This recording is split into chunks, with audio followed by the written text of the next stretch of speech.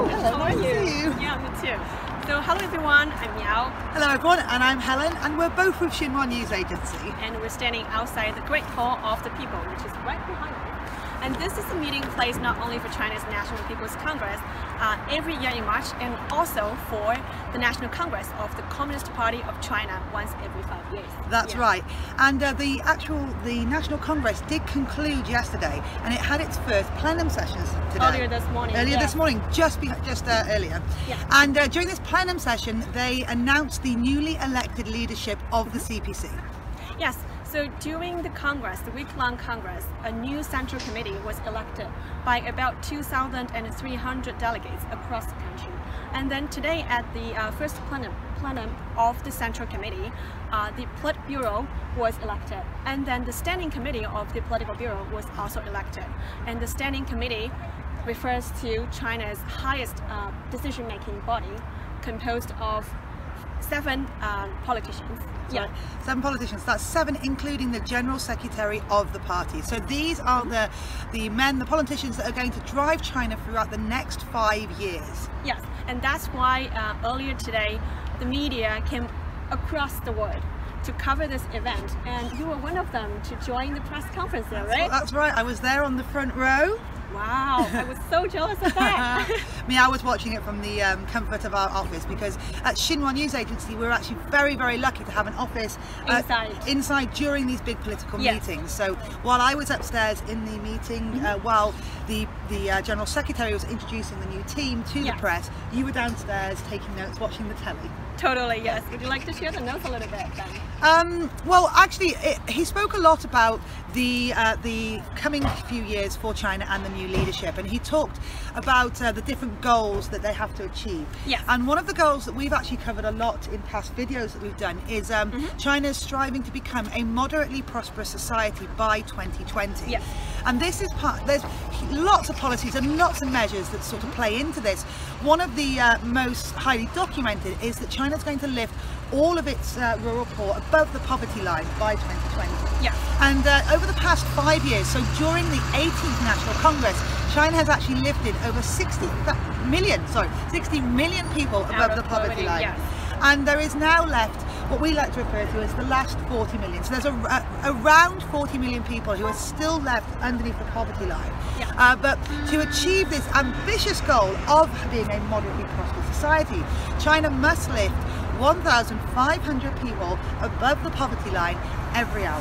That's true. Yeah. Or 20 people every minute. Yeah. And also, like, it's a huge task, huge. Totally. And Xi Jinping said we were looking back to the past 5 years. Yes. And he was also talking about the future.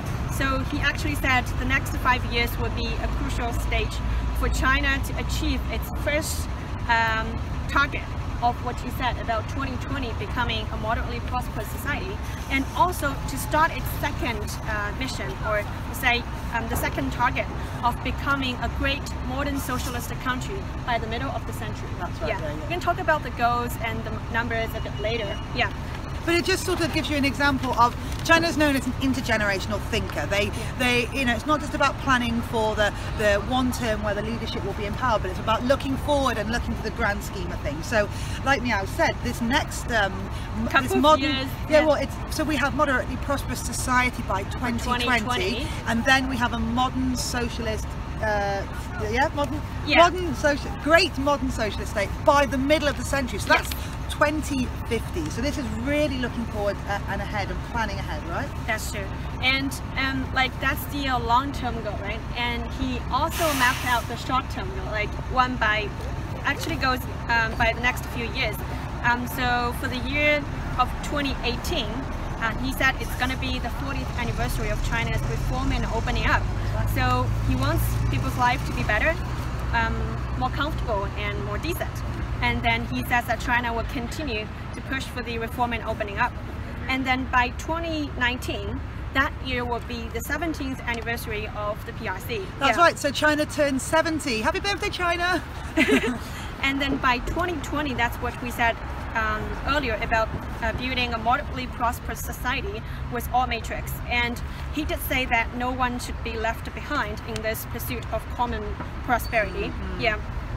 And then 2021 is another birthday, and that is the 100th anniversary of the party. Yeah, CPC. of the party, exactly. Yeah. So that's going to be a huge event across China in terms of... And he actually said something very interesting here, and he said that although this is the 100th anniversary in 2021 of the CPC, it's actually ushering in the prime of its life. So he's saying this is not the pinnacle, it's not the apex, it's just the start of something Prime of else. life, it's flourishing still by its 100th birthday, right? And he also says the CPC is spearheading great social revolution, but also self-reform, like the party building. And he says the party still has youthful spirit, and the party is going to be a servant of the people and the backbone of the nation, and also vanguard of the times. Quite ambitious. Because as well as there being lots of reform and streamlining being done to government functions in terms of how China is run and its economy, there's also a huge drive in China to do the same to the party, which is what you referred to then as party building. And it's about discipline within the party, it's about leading by example, it's about instilling and reminding the party and their members, and also just normal Chinese, of the reasons and the ideology upon which China was founded, and actually looking at them and how they are being developed and changed for what she has called a new era. Yes. And for those who just joined our live streaming, we are standing outside the Great Hall of the People, and we're correspondents covering the week-long party congress, and which just concluded yesterday, and had the new Congress had its first plenum earlier today. And for today's live streaming, we're going to bring you all the highlights. So for those who did not follow the news, this will be like what you need to know if you're interested in China's development, which is the world's second largest economy. And for those who have been following the news, join our discussion. Indeed. So we just covered highlights of Xi Jinping's speech earlier this morning, and we're going to go through all the new members of the Politburo Standing Committee who have all been elected at the plenum this morning, right? That's right. So just to remind people, so there are over 2,300 delegates that come to the National Congress that came this year, and they're all delegates. Imagine it like a triangle. So at the bottom you have all the delegates, and then the delegates, so they then vote on who is the Central Committee. Second level Central Committee. Indeed. And then the Central Committee have the authority then to vote on the Politburo, and also the Standing Committee, which is the next level up. Standing Committee of the Political Bureau. Indeed. And then the final person right at the top is the General Secretary. Yes. So also, like we like to say a little bit about, we're going to guarantee that this live streaming will be quite informative and easy to follow. Politics are pretty hard, but it can be interesting too. And to make sure all the facts are correct from us, we've got some notes here. So shall we start from the lineup? Okay, let's do that. New leadership, right? Yeah. As we said, the newly elected central leadership, the name just came out this morning, still fresh, and the whole media from across the world are catching up with the news, right? That's right. So General Secretary Xi Jinping has been voted in for a third time to the Standing Committee. And he's also been re-elected as General Secretary, and also reappointed as the chairman of the Central Military CPC Central Military Commission. So of the 7 members in this Politburo Standing Committee, we have Xi Jinping and Li Keqiang as the 2 continuing members from the last Standing Committee, and in fact they have both been re-elected for a third time to the Standing Committee. And so would you like to start from Xi Jinping then? Yes, so Xi Jinping is the president of China. And he is 64 years old, and he is from northwest China's Shanxi province, and he holds a doctorate degree in law. And his leadership style is characterized by a do it now and a roll up your sleeves attitude. This is a man that wants to get things done, he wants to get it done now, and he wants people to get their hands dirty and to make sure these tasks are done, right? Actually, what he has been doing over the past 5 years is self-evident evidence, right? Yeah, exactly. And some of his key domestic achievements are deepening reform, fighting corruption, reducing poverty, and he's also the chief author of the Belt and Road Initiative, which is this huge trade and infrastructure network that's going to link Asia with Africa and Europe and beyond. right? Totally, yeah. And then also his call for a community of shared future has been inscribed into a UN resolution. So this is a new style of diplomacy which is being that he is trying to get the world on board with, right? A new type of international relations. Exactly, I would say that. Yeah. And hope that was all. Yeah, that's a lot to go to talk about China's past 5 years together with Xi Jinping, right? So we're going to move on and we bring back more facts later. Yeah, okay, let's do that. And continue with Li Keqiang, and he's now the premier, and he's 62 years old. He's a native of East China's Anhui province. Which is where Miao's from. my hometown. Really proud of that. And he also holds a doctorate degree but in economics.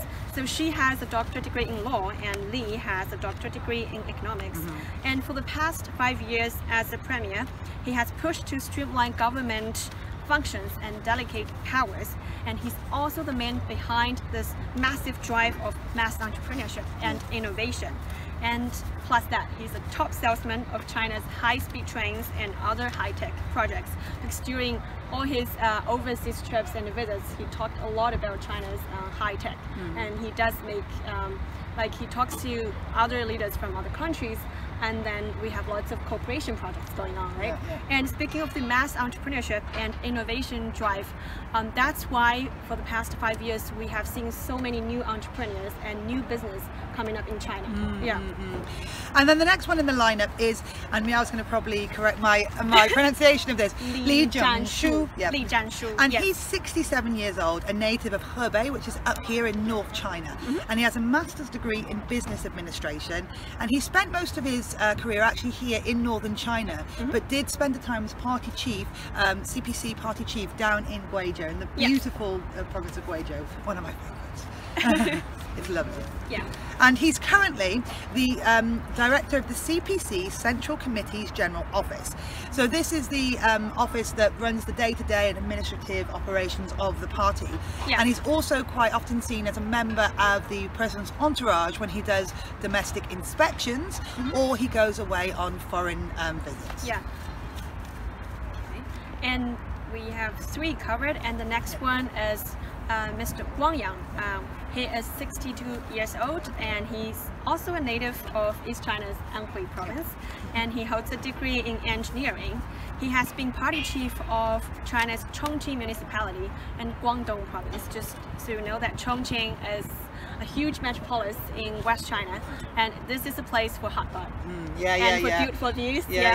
And Guangdong province is to the east, southeast, and it's the export powerhouse, and it also has the best yamcha.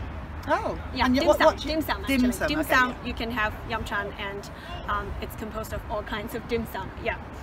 So, and now as Vice Premier, Wang Yang is one of the key executors of China's poverty alleviation and reform drive. As we talked about poverty alleviation a lot, so over the past 5 years, China has lifted more than 60 million people out of poverty, and over 1,500 reform measures were conducted across the country. So this is the guy behind all these like the guy driving it forward, right? Okay. One of them. And the next guy is Wang Hunin. Yeah, great. Okay, so he's 62 years old, and he's a native of East China's Shandong province with a master's in law. He used to be a professor at Fudan University, which is in Shanghai, and he's actually the first ever scholar turned politician to be on the standing committee since the start of the reform and opening up drive.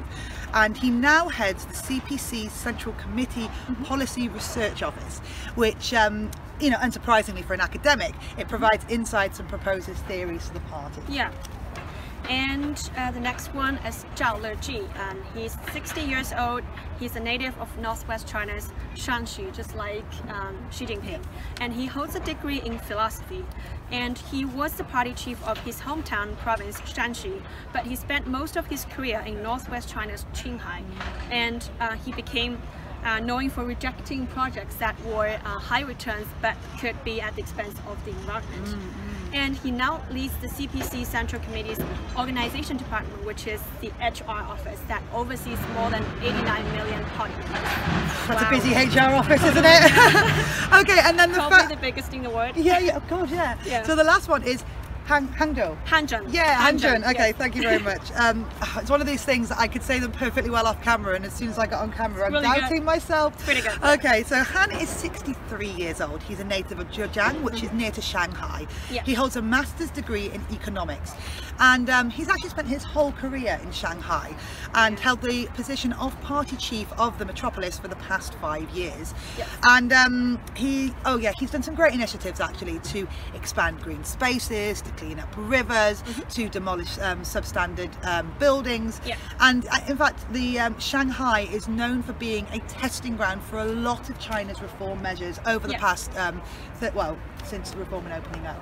Yes, and altogether that they are the 7 newly elected politicians that form the standing committee of the political bureau of the central committee of the CPC. That's so right. in short, they're going to be the most influential politicians in China over the next 5 years.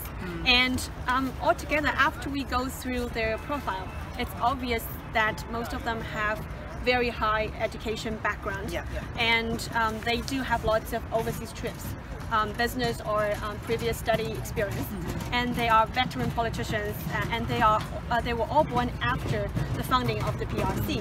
Which is an interesting point, isn't it? I think these are the Younger new way. generation.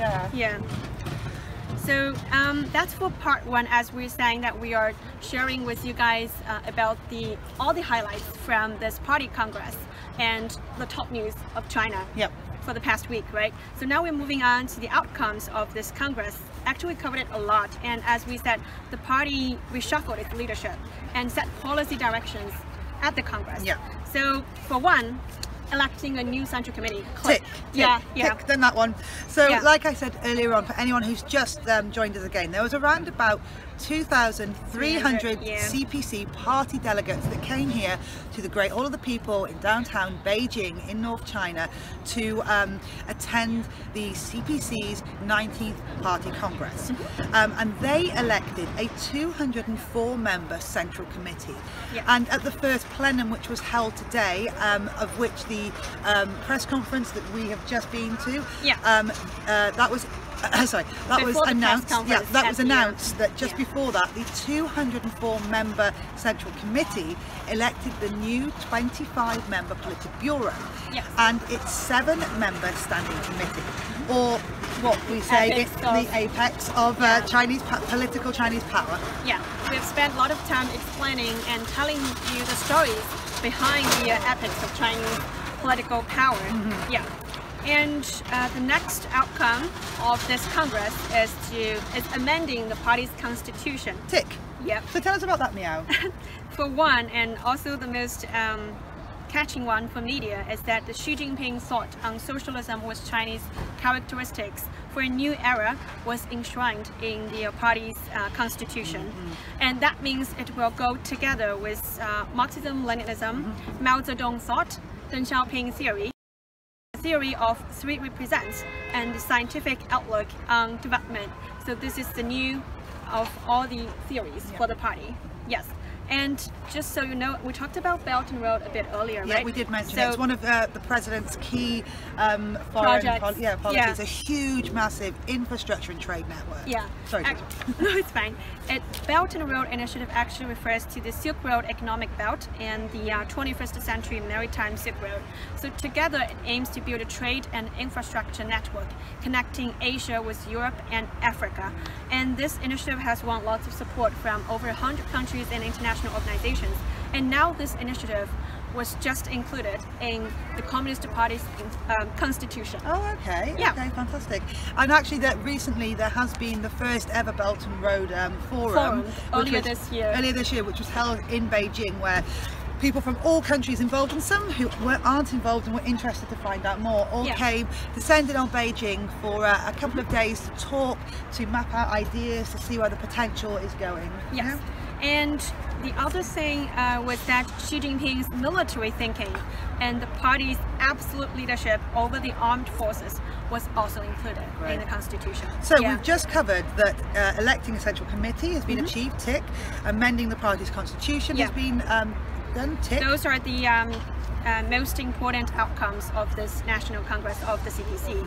And next one, we're going to talk about China's achievements over the past 5 years and China's plan in the future. Great. Yeah. So, just to give you some dates, China's economy expanded by an average rate of 7.2% from 2013 to 2016. Yeah. And just to put that into like context, the global growth rate on that time was 2.6%, Yeah. and the average for developing countries was 4%. So obviously quite ahead there. China contributed more than 30% of global economic growth over the past 5 years, Yes. and again lifted over 60 million people out of poverty. Yes. Anti-corruption. Wow, that's a huge thing for the past 5 years in China too. So the anti-corruption campaign brought down 1.5 million corrupt officials since 2012. That was huge. That's right. Yeah. And by the way, for those who just joined our live streaming, and also because we're doing this live streaming right in front of the Great Hall of the People, and with our cell phone and a sticker stabilizer, we can't see your comments. We're really sorry. Yeah. But what we will try and do is have a look through them afterwards, and in some way maybe do something to try and get back to you. So please don't feel disheartened if you're saying hi to us from wherever. I know. We're here in the rain outside the Great Hall, just trying to get you as much information as possible. So yeah. Sorry. So I'm sure there are lots of comments and feedbacks for us. We'll check this later after this live stream and get back to you. Yeah, okay? great. Stay tuned, and this is getting fun. Yeah, great. Yeah, Okay, so let's go on to reform. I know Miao actually mentioned it earlier on, but over 1,500 reform measures have been pushed out across the country. Yeah. Right, changing anything from state-owned businesses to delegation of power. Yeah. And one of the ones that I see quite a lot about is actually streamlining administrative procedures. So like cutting red tape. Yes. Actual reform goes like around the country and in all aspects. We have the supply side reform, right? And we also have reforms going on inside the military and all the others in the government at the government level. And for the at the social level, for the environment, it's practically everything in our life. Yeah. Okay, so on from reform to employment. I'll let you that because I jumped in, sorry. No, it's fine, because like employment is a key index to evaluate a country's economy status, whether it's healthy or not, whether it's sustainable or not, right? So the latest figure is that the unemployment rate in China just hit the lowest point in multiple years at 3.95% by the end of September. But China also admits that it still faces challenges because we're going through structural reform. That means it's going to be really hard for employment. Yeah. So, and one of those things is obviously the restructuring of the coal and steel industries, especially in the area that's called the Rust Belt in north-east China, where there are going to be job losses, and China is actually putting in place a lot of policies and support for the people who will be losing their jobs. So offering them retraining or showing them how to start new businesses, but basically not just getting, not just rolling out redundancies and leaving them to fend for themselves, but saying, okay, you might lose your job, but let's look at ways to like help you. Further training programs to get to a new job and upgrade it one to the other industry, maybe like the IT, internet, or even. They could be us. They could be the next Xinhua reporters, right? But yeah, stars. Just one more figure before we move on. Please China added a bit over 13 million new urban jobs last year, and this year from January to September, nearly 11 million jobs have already been created. That means we are beating the target 3 months ahead. Wow, wow. So that's 13 million jobs created last year, and up until September this year, 11 million already. Totally. Wow. Yes. And for the last part of today's live streaming, China's future. Yeah, that's right. So just to remind anyone who's just joined us, my name is Helen. My name is Miao. And we're here outside the Great Hall of the People, just following the press conference following the first plenum of the 19th Party Congress here in the beautiful downtown area of Beijing. Although it's raining. I know, yeah. I said that as like a raindrop dropped on my nose. Yeah, me too. So we've actually already reviewed what the President said in his press conference earlier on today. We also reviewed who makes up the new standing committee of the CPC with General Secretary Xi Jinping at the core. And now we're just going to go on to the future plans. Yes, I can start on this one. Please Actually, we covered a lot, but remember, like at the very beginning of this Congress, Xi Jinping actually mapped out China's future for the next 3 decades. Yeah. With a 3.5 hour speech. That's so right. that's pretty long, but it's quite informative with lots of. And now we're new gonna stuff inside. read that word for word right now. You got me kidding me. We actually did do a review on that Yeah. speech and did pick up some points there. But I think the most important takeaway, and the one that's definitely been covered by foreign media, Yeah. is that he declared a new era for socialism with Chinese characteristics. That's right. So that basically says China's ruling party and the whole country are moving on to the next level, and we're ready to do something more, something new. That's Yes. right. And just to briefly go over this, so that means that China is going to be built into a moderately prosperous society by 2020. And we do have measurements on that. So how could you be sure that China will be a moderately prosperous society by 2020? I don't know, Mia, tell me. That means China is going to double its GDP from the 2010 levels, and also it's going to double its per capita income. Yeah. That's right. Okay, then, so that's the first one. Then the next one is to realize a modern socialist modernization by 2035. Yeah. It's actually basically realizing socialist modernization. I would take this one as something on the way. It's in a transition period, right? That's a target in the middle. And because obviously China is still a developing country. yes. So these are all parts and stages of China actually attaining, the next sort of stage in its own development. And I know that she has said that this is to be a great modern socialist country. And I'm just going to get my notes so I get it right.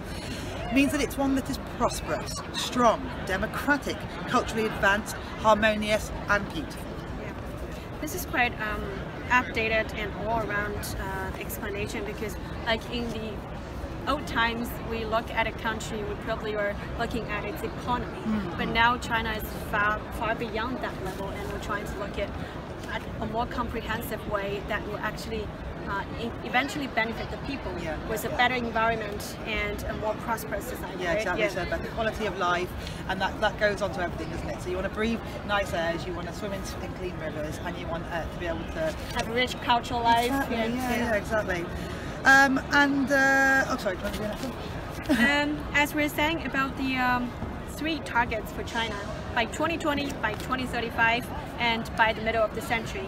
And through all this, in the process, China wants to realize the dream of national rejuvenation. I'm sure, like by targeting all these projects, and we are on its way, right? China wants to be a rising power on global stage. Yeah. And you can already see that there's steps towards that in terms of the new type of diplomacy and the projects that are going on around the world.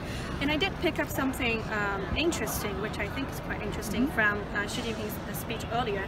She said the principal contradiction facing China's society has changed from the ever-growing material and culture needs of the people and backward social production to this was our previous principal contradiction. I would say the main issue with us. That is ever-growing material and culture needs of the people versus backward social production.